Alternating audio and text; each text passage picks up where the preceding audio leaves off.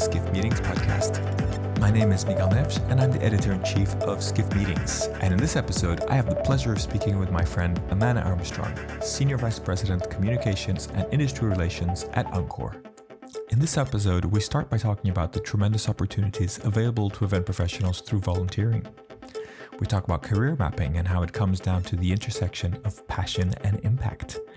We talk about Amanda's new appreciation for the complexity of audiovisual operations since she started at Encore almost 2 years ago. We talk about how event design and strategy complement audiovisual production. And we talk about why creating belonging in the workplace is important. We also talk about why event professionals need to be in tune with human nature and the importance of being an ever learner in our career progression.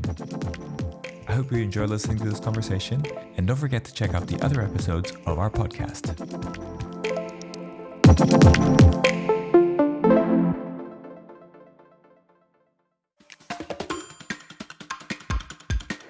Welcome to today's episode of the Skiff Meetings podcast. And today I am delighted to have my friend Amanda Armstrong join us at Skiff Meetings at the podcast. Hi, Miguel. Nice to be on your podcast. Longtime listener. Oh, thank you very much. I just learned that, so I'm very happy to hear that. So, Amanda, we've known each other for a little while, quite a few years. You're now Senior Vice President, Communications and Industry Relations at Encore. So congratulations. I think it's been about a year now, or just over a year, right? Yeah, I'm coming up on 2 years in January. So, a lot of reflection, but yeah, it's been good getting through my second year. I feel like that's always, first year is just fire hose, and the second year you're actually seeing the impact. So 2 years in January. Excellent. So would love you to start by just telling us a little bit about your history, your story, your journey so far, if you will. And I'd love to understand the first moment when you kind of understood the events industry, understood business events as an industry, as a thing. And maybe that was in college, maybe that was before. I think for a lot of people, it comes somewhat naturally, but not necessarily a sort of obvious route. So start wherever you'd like to start. Oh, I love it. No, it definitely was college. So I think you know that I'm from Colorado originally. And and I grew up there. And so when I decided to go to University of Colorado, which is where my dad also went, so a little bit of family pressure, I went thinking, how can I create some micro communities at this really large university? And so I joined the CU Snowboarding and Skiers Club, which had thousands of members, and was going to their annual, their monthly meetings, learning about different ski equipment and the resorts and watching Warren Miller films and, just making friends. And then I found out there was a spot open on their board of directors. And I was like, what's that? It was volunteer and it was organizing basically chapter events and their membership. And so started getting into that. I mean, it wasn't altruistic. They paid us in season passes at ski resorts. So definitely, there was a payout there, but we started organizing trips over Thanksgiving break, the holiday break, spring break for hundreds of skiers and snowboarders, put them on buses and send them to Utah, Wyoming, Montana, all over. And we'd organize everything from, the meals to the accommodations to the activities, the ski passes. So we were managing P&Ls and registrations. And that was kind of my first at 18, my first access into events and really experiential events, and it was great. And I've been addicted ever since. That's quite well, I love it how you went from sort of school trips and kind of something that sounds like a lot of fun to P&Ls and sort of got quite serious quite quickly there, right? Yeah, we did. I mean, honestly, like you think about it now, the liability, I can't even believe the university let us do what we were doing, taking a ton of underage students off campus to do who knows what with a lot of beer and skiing and après ski. But we were signing contracts, with, accommodations. We would rent out huge condo complexes where we would have 6 people in a room. And so, we had to know our contract negotiation. We had to negotiate. We bought a lot of insurance. So, it sounds a lot of fun, but as most event organizers know, there's a lot of risk, liability, emergency planning, and also problem solving alongside all of these really fun ideas when you start to plan and orchestrate an event. Yeah. So then take us through your career after that. You then, I know you spent a lot of time at Enterprise, but you had a few other jobs in between, right? I did. Yeah. So, after college, the ski bug was in me. So I moved to Santiago, Chile to work for Portillo Ski Resorts, which the job never really manifested. I was going to be backcountry, but they had a bad ski season. And so we ended up, my ski buddy and I, we just got jobs in Santiago, and I worked for a newspaper, the Santiago Times down there, because my degree was in international relations. So it fit, and I wanted to, better my Spanish. And then I met, someone that worked in the luxury travel industry, and he was there on a trip and said, "Hey, there's this company in St. Louis, Missouri called Intrav, and they hire kind of, operations and logistics specialists, and they send you all over the world. It sounds, glamorous, but really it's just a lot of, pre-planning and site visits and advancing." And I said, that sounds a heck of a lot better than grad school. So I deferred and moved to St. Louis, sight unseen, really. And I was with a luxury travel company there for 5 years. And they sent me all over the world. It was an amazing experience. Again, lots of logistics, contract negotiations with airlines, riverboats in Europe. I ended up at the North Pole on a nuclear icebreaker from Russia, went to Antarctica, all over Africa. I mean, it was an incredible experience, and taught me a ton about working internationally and also in different cultures and designing experiences, for groups of all different interests and all over the place. So that was after college. And it was amazing, but it was a ton of travel. And so I was looking for another gig that was less travel and more domestic. And that's when I moved into Enterprise Rent-A-Car. And I was there for 14 years. And it was an incredible experience there, building a team and orchestrating their international and national meetings, mostly internal, and then moving on to really start up their global travel program, their transient travel program, which was somewhat disorganized. And so we got everybody to be compliant and everybody all in one program. And so, yeah, Enterprise was great. They gave me a lot of different things to do over the course of 14 years, which satisfied my urge to learn and be curious and kind of stay on top of my skills. A lot of room for growth there. It's a big company, right? So a lot of different areas. If you think back of those 14 years, is there one or more events that really stand out for you in terms of something that you were able to achieve, or some kind of really interesting design that you were able to do on your initiative? It was probably one of the very first large events that I did with them. And it was their daily rental meeting. It's usually in Orlando every year in the springtime, and it's bringing all of the rental managers into one place over was 7,600 attendees. So it's over the course of 3 days, 5 different hotels. So the logistics in managing, over 50 buses bringing people to and fro, and all of the the simultaneous general sessions, the breakouts. I mean, it was a big puzzle to solve for, and it was really great. Actually seeing how we came together, and it was completely staffed internally, which I was like, I couldn't believe it. I was like, we used a DMC. Hello, which of course is still a partner with Enterprise and also a partner of mine. And Paul Mears and his team were fantastic. And they just, it was great to see that many young professionals come together, network, connect, learn, be recognized. And it was a lot. It was a lot for our internal team to handle. And we used administrative assistants from all over the country to fly in and help us with registration and all the on-site things that we needed. So there was a lot of training. But I love that. I love that we were using internal resources. It gave a lot of company pride in doing that. So that was fun. So I think that was one of the biggest things. And of course, we had a we had the fun part was, we rented out, I think it was like downtown Disney one night, and we had concerts, and we had the Beaches of the World beach party all over the golf course at the Marriott World Center. And we had a pub crawl within all the ballroom spaces and designed different different types of environments for people to walk around internally. So we just did a lot of fun, creative stuff in the evenings, but I really loved the logistics and the people movement and the programming and just the event design of it for that many people. Love it. And simultaneous with all this, I think we met really through MPI, and you were on the board, and then eventually you were chair for quite an interesting period of MPI. So take us through that sort of volunteer leadership journey for you.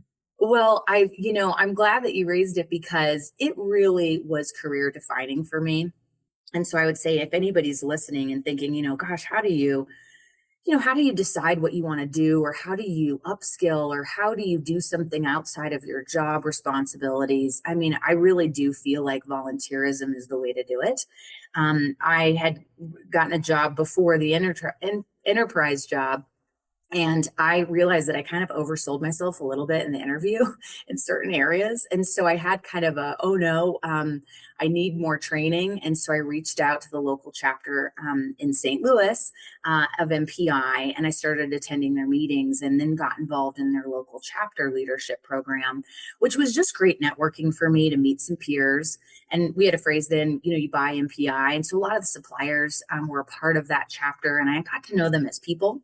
And our industry, Miguel, it's a relationship-based industry. You develop a lot of trust with people. You want to know their values, because when you have an event, I mean, that's your baby, that's your Super Bowl. Like, everything's resting on that. So you need to know that people have your back.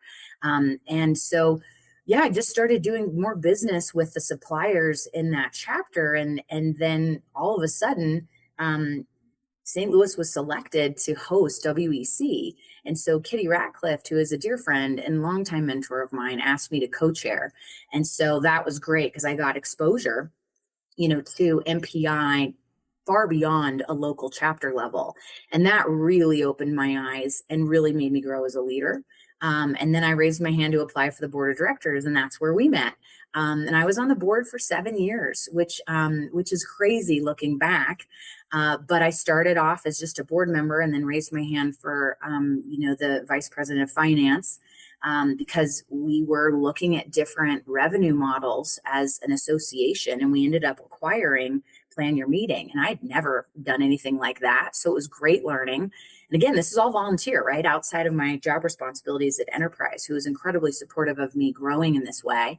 But I mean, who gets exposed to, mergers and acquisitions, as in their early 30s, if you're not sitting in Wall Street or, in finance. So that was really cool. And yeah, and then I was asked to serve as the chair. And so I had 3 years as it's chair-elect, then the chair, and then I had 2 years as the past chair because COVID hit.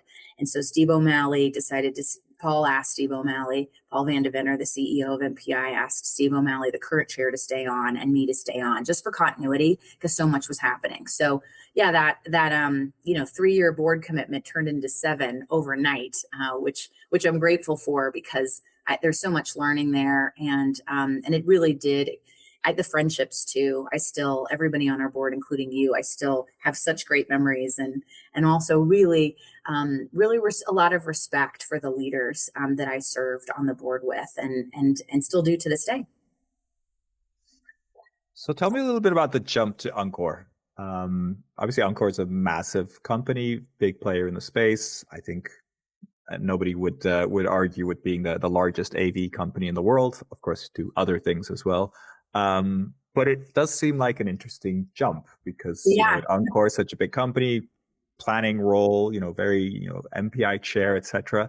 And then jumping onto the AV world in somewhat of a sales role, not a full sales role, like a lot of different angles to that. But I'd like to hear that from you. Yeah, for sure. No, I think, and this, I'm sure everyone has gone through a moment in their career where they're like, okay, what's next? What am I doing? And I feel like that's one thing that I really want to highlight. I feel like when you're thinking about your career journey or career mapping, to me, it comes down to the intersection of passion and impact. And and I think that that's a hard target to find because it's always moving. If you're looking at yourself and analyzing kind of what is your passion, so aka what brings you joy, and then what is your impact? Well, what brings you joy might change. Obviously, it did for me. I mean, international travel, skiing adventures to international travel to organizing large corporate meetings, like all of that brought me a lot of joy. So it does evolve. So you got to kind of keep an eye on that. And then also the impact you have is directly related to your skills and experience. And how you can drive results. And that's going to change too, based off of what you're doing, what you're around, what you're learning. And so I feel like it's a moving target. And I think during COVID, it was a real time of reflection for me when the two things that I love the most, outside of friends and family, of course, are meetings and travel. And it was illegal to do both. So I think it was a real shakeup. And I think, obviously the whole industry was really kind of demolished. And then we were starting to rebuild. And in that moment, I said, what role do I want to play in rebuilding our industry? And of course, I still love enterprise and I'm completely loyal. Incredible leaders there, my old team, a lot of the employees, and our mission, the mission and vision of the company is so strong, as well as the family ownership. So nothing wrong there, but they're a mobility company. And so I thought, if I'm going to have an impact, I really need to move into a company that is 100% centered around the events industry. That's where I'm going to have the most impact in this next chapter. And the need was a rebuild.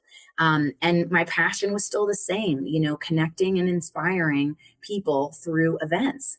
Which is actually the mission of Encore. So it was kind of a perfect match when I started to look at what they were trying, what their mission and purpose is as a company, but then also where were they in their journey?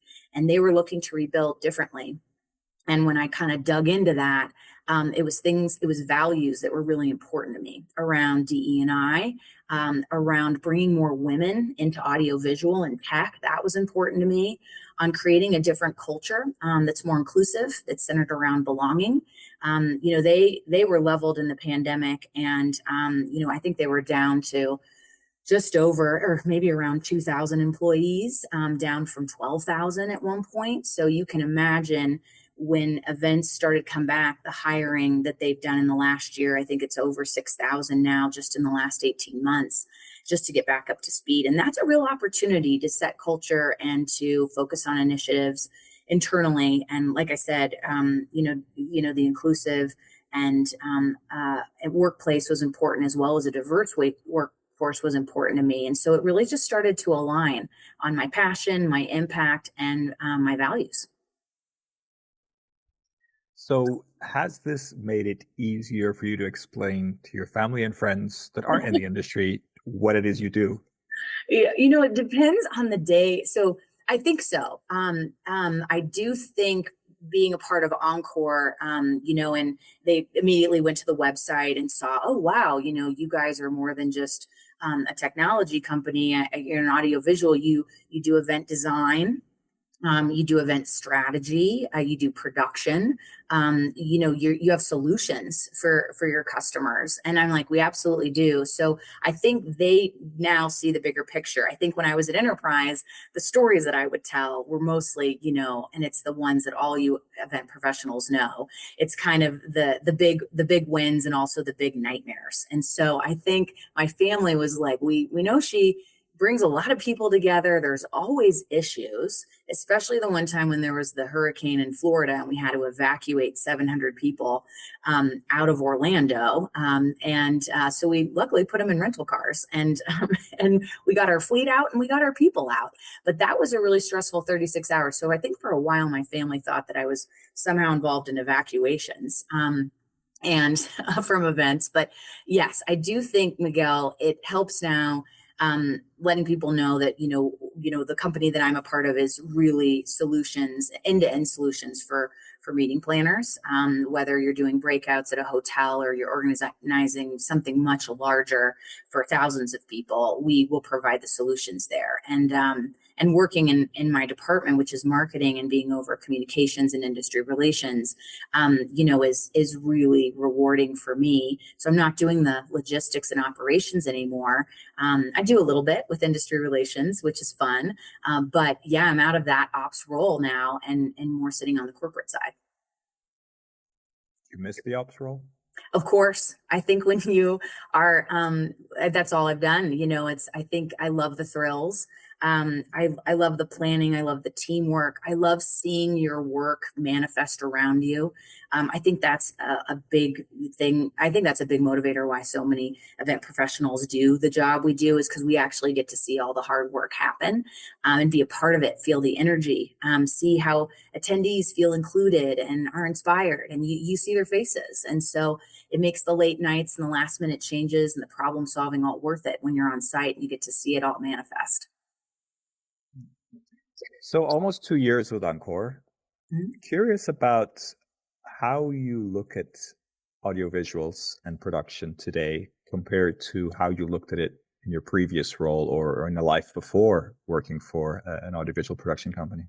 Yeah, so that's a great question. I mean, for me, I always knew that it was complex. We use several audiovisual providers and production providers at Enterprise along my 14-year journey. So, and they were an extension of our team. They were family to us because they had our back, and there was always, there's always issues with technology. So I always knew it was complex. I think being a part of such a large organization, with over 10,000 employees at this point across multiple countries, just the enormity of our warehouses, our equipment, transportation, the way we get equipment from place to place, the training involved. Encore University is top notch as far as employee training that I've seen, and I've been around, with my service and with the associations. It really is preparing our team members for a career, and it's more than just tech videos and training. It's leadership and communication styles. I mean, you really can have a career at Encore, and I think that piece of it I never knew. I mean, I knew there was training, but I didn't know the investment that this company was making in its team members for the long haul. And that's it was something that opened my eyes, and also to the buying, the supply chain of how much equipment we buy, and how to keep it organized, and tagging it and shipping it. And there's a whole logistics piece behind supply chain and equipment management that is I always knew it existed, but now I know much more about operating a business of this size. So I think the complexity is what I really opened my eyes to, and then also the level of training that is for our professionals. I really have a larger respect for them as individuals, because I always knew our audio, our A1 as we call it, our audio one or our video one guys. It's like I knew that they'd been doing their jobs for many years, but the technical expertise that they need to know all the equipment, to know the latest and greatest, and also to problem solve on site, that's years and years of technical training. And it's nice to know a little bit more about it, having sat through some of those courses just to get better knowledge myself.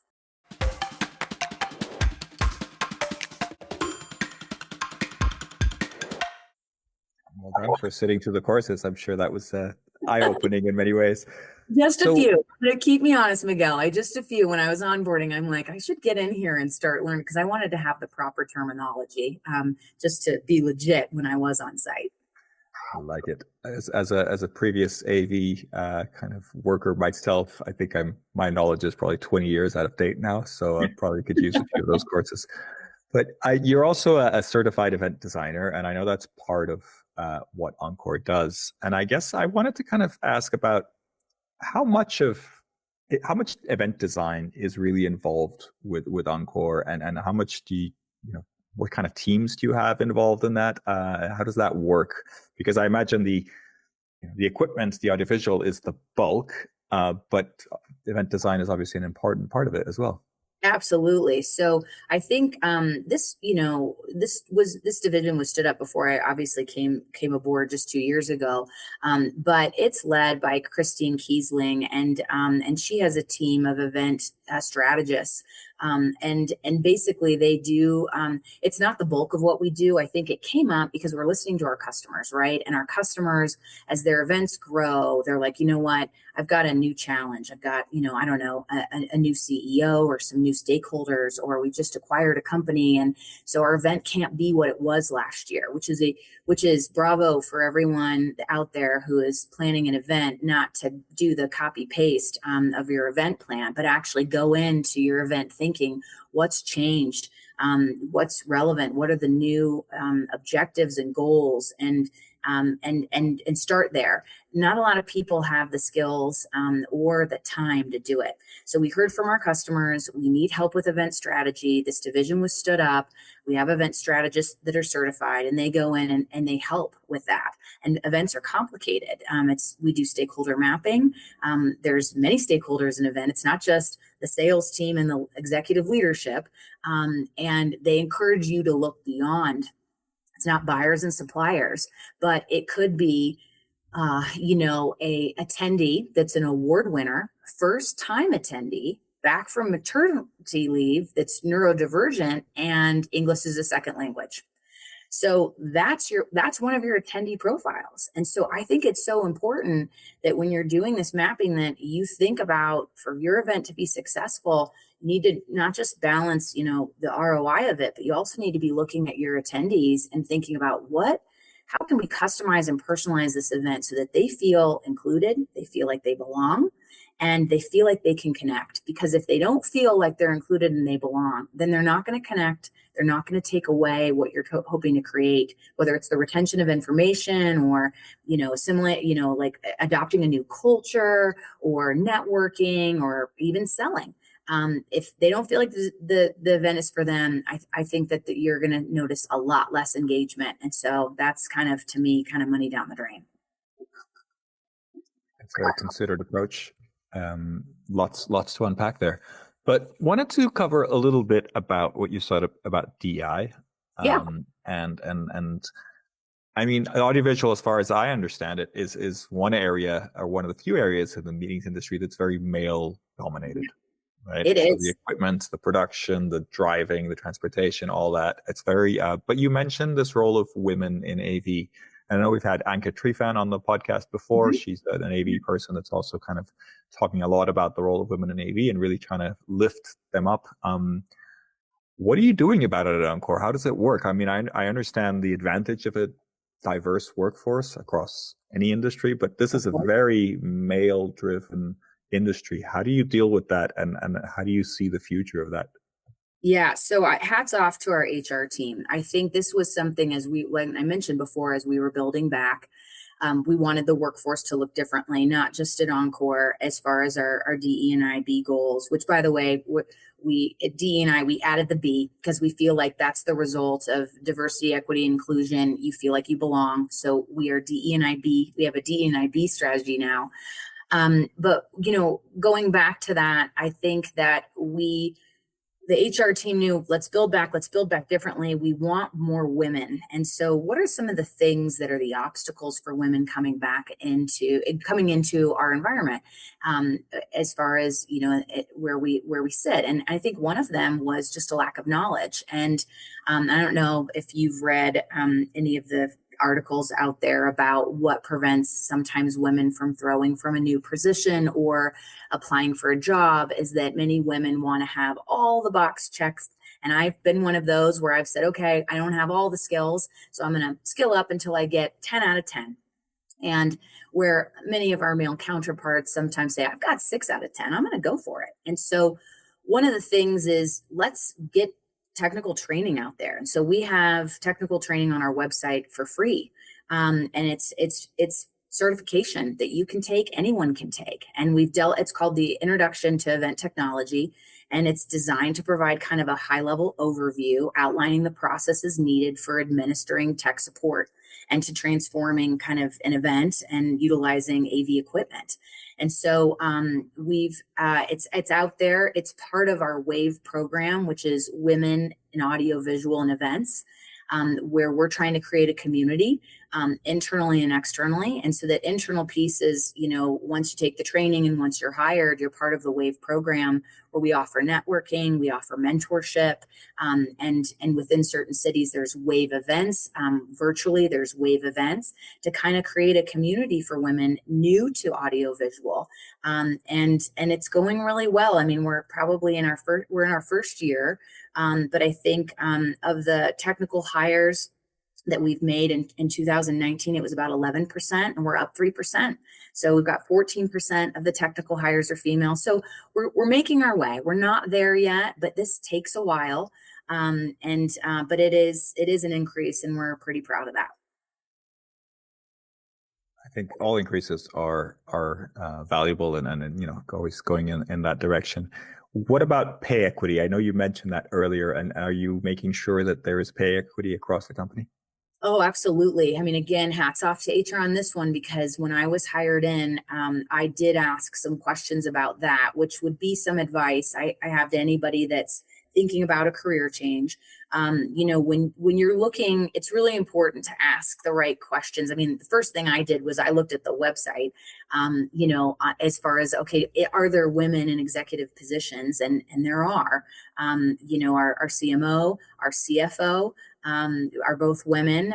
Myself, our head of commercial is a woman. Our head of production is a woman. All SVPs. We just hired our center of excellence, who's standing that up. So really diverse. So that's a good sign to see. And then when I got into the interview, I was asking really about their DE and IB strategy. Do you have goals? Do you have targets? And they did. So, and they were resourcing it. And then I did ask, how do you, ensure pay equity at your organization? And these are questions that, aren't easy ones. But come to find out, having worked there, we actually do several different checks throughout the year.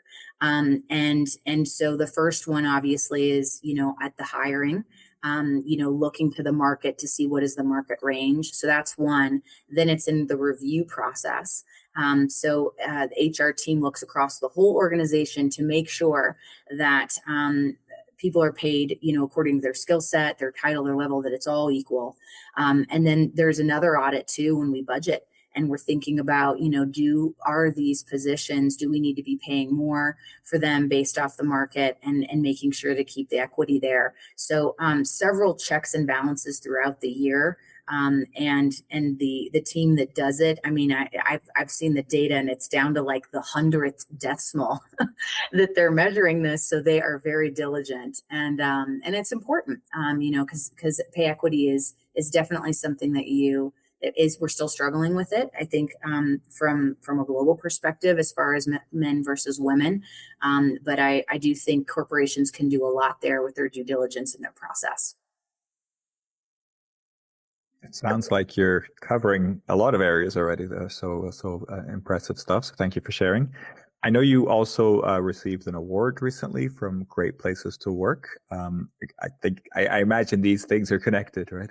Yeah, they are. So yeah, I don't know if you're familiar with the organization, but it's a third party, so the reason why I think that this is important, or it's impressive to me, is that, when you are thinking about a career change or you're moving into a different company, I think it's really hard to understand company culture.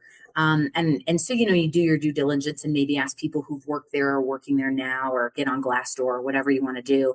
But I think that having a third party that sends a survey that measures you against metrics outside your organization on where you sit, and then having a leadership team commit to raising the bar each year, that's really powerful, having that. And so I think last year we did it for the first time, and of course, we were a little nervous. We were building back from the pandemic. Events were crazy. The demand was insane. And we got certified. And so we were thrilled. We got access to all the survey results. We went through them. Each department is given theirs. We're challenged to go and pick a couple areas to have year over year percentage growth in those scores. And then so just, yeah, this fall, we got our second Great Place to Work certification, and we were recognized in actually more countries, 7 now. So it would be Australia, Austria, Canada, and Mexico, New Zealand, UAE, and the US. And so, and that grew from last year. So we were really excited about it. And it's a great way, it's a good anchoring principle, which is one of our strategic pillars for next year, is to be creating a great place to work for all. That's one of our pillars. And so all of our plans need to have something around that, around leadership, around retention, around teamwork and communication, all the big things that make a place great to work. Love it. I think that's a nice way to bring things together, right? Because you're working on all these different initiatives, but ultimately it's the result you want, right? That belonging, that having a great place to work is, the end result that you're looking for. So you must be proud. Yeah, I think, it's leading to what I mentioned before as the belonging, right? That's the outcome that we want our team members to feel. And as leaders, I think it's our job to make sure that we are creating a sense of belonging in the workplace. And there's a lot that goes into that. But it makes sense for us to do it internally, because we're really trying to do that externally with our attendees, because we want them to come together and feel belonging. So I think you've got to do it in both places. And I think internally, I've been impressed with, we have employee resource groups. We call them BRGs, but it's an employee resource group. And we've got several of those to have those micro communities like the WAVE community. And that does help, I think, create a sense of belonging at a big corporation. And it's also what we're seeing in some event design, is creating those micro communities at large events, so you can find your people and you can connect on topics or values or challenges that you have in common. And that just makes your event experience also more rewarding. I love that you're trying to kind of do what you do for your clients, but also internally. I think that makes a lot of sense. So I want to go kind of bigger picture now. I want to talk about kind of how you're seeing the industry right now. Obviously, it's still a bit of a transition period. We're still trying to figure out what the new reality looks like. But are you seeing any challenges that maybe we should be paying more attention to than we are? Yes. Just, workforce, really. That to me is what just keeps popping up. The strikes that were in LA, I'm based in Southern California and San Diego. And so our neighbors to the north were really struggling with that. And then also we just, what was going on in Las Vegas, with the casino teams, and their negotiations. I really think that we need to be paying attention to workforce issues, because it's so disrupting for all of us that are kind of working in the events industry when there are strikes. So, the way I kind of think about it is, we really need to be serious about recruiting top talent and retaining them for the long term. And that'll be key for our industry's prosperity, in my opinion. How do you do that? We've taken a look at, I think looking at the new value system and adapting to how we work and when we work and why we work, and making sure that we're relevant to our team's needs.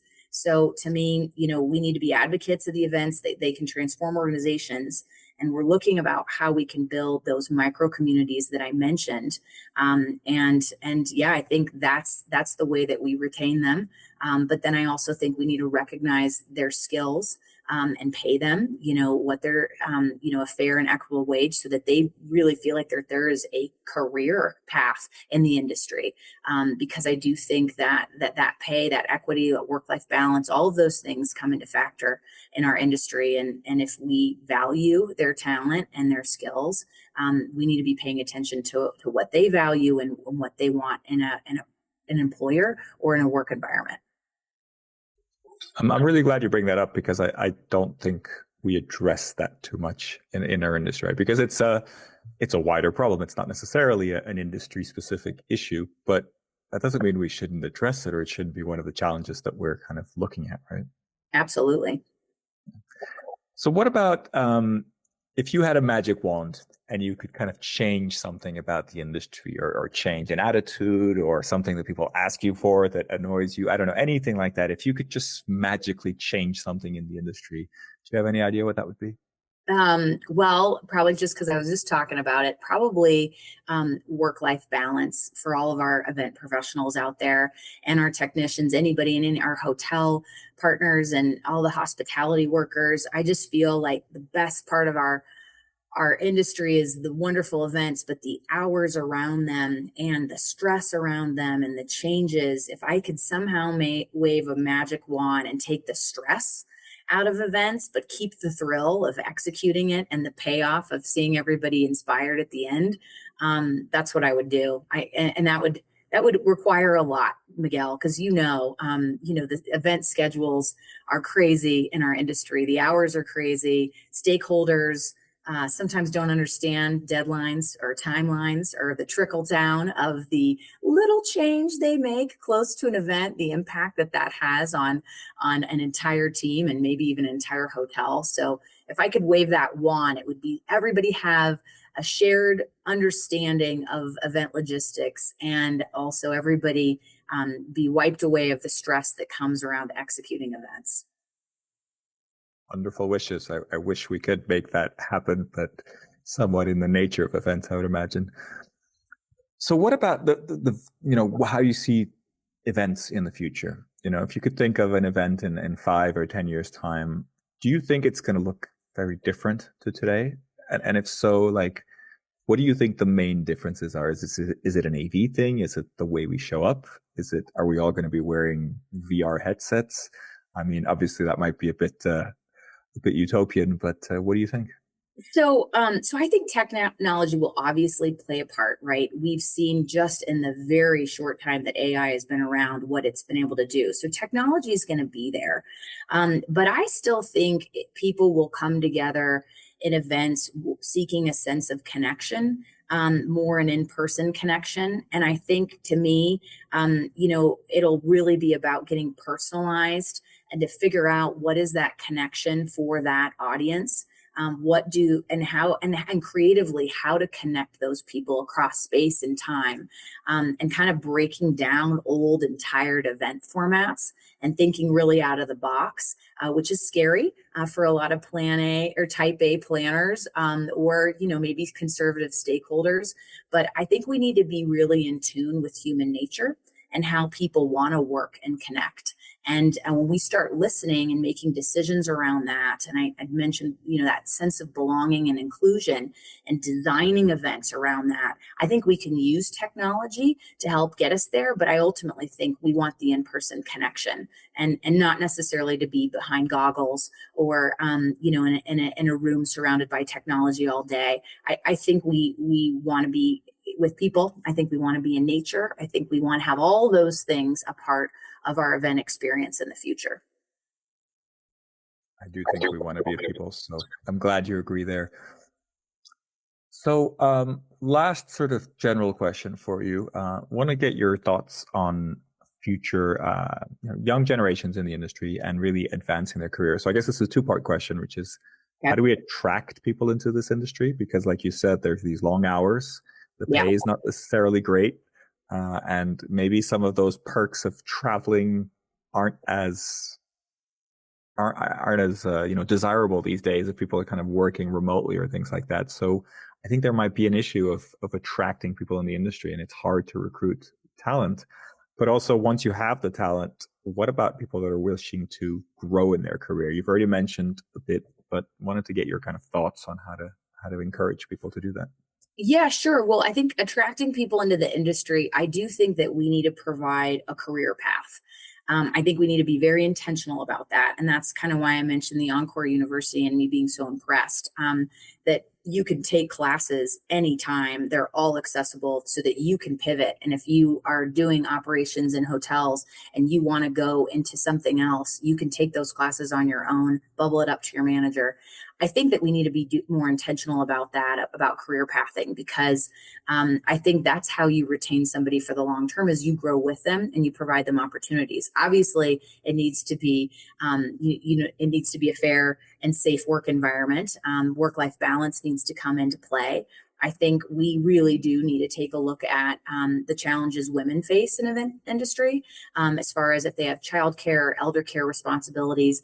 How are we looking at that with these long hours and balancing stress? So I think we need to holistically look at the events industry and really ask that question: why would somebody want to work here?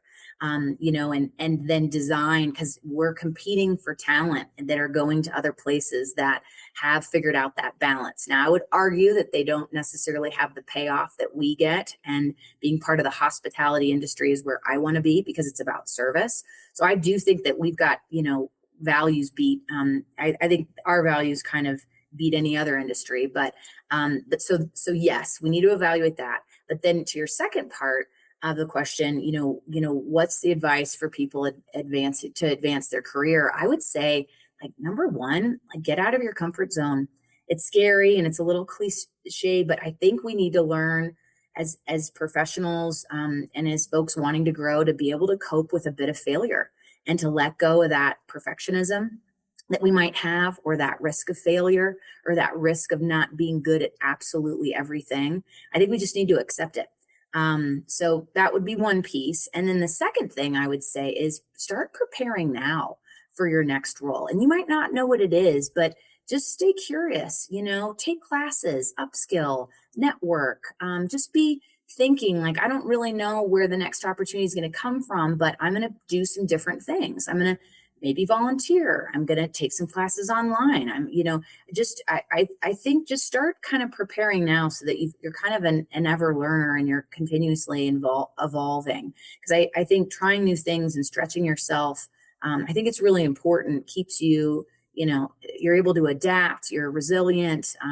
All of those qualities, I think, will serve you in your next role. So start now. I really like the ever learner. I think that's a nice term. I like that, ever learner in careers. Excellent. Amanda, it's been a pleasure as always. Wanted to wrap up there. I really appreciate the time that you spent with us, and I hope the listeners enjoyed our chat. But I wanted to get your recommendation for somebody else who should be a guest on the podcast. Well, I would say Michael Bush, who is the CEO of Great Places to Work. I was able to see him in an industry event on stage talking about his leadership style and his company and what he's trying to do. And I really respect his mission.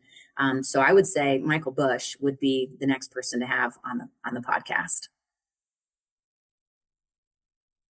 Excellent. We'll try to make that happen. I think it's excellent suggestions. So thank you for that. Amanda, it's been an absolute pleasure. Thank you for taking us through your journey and your role and all the interesting things that you're looking at the moment. I think it was very interesting for me, and hopefully for our listeners as well. Right. So appreciate your time. Oh, my pleasure. It's always nice chatting with you, Miguel. And until the next time. Thank you very much.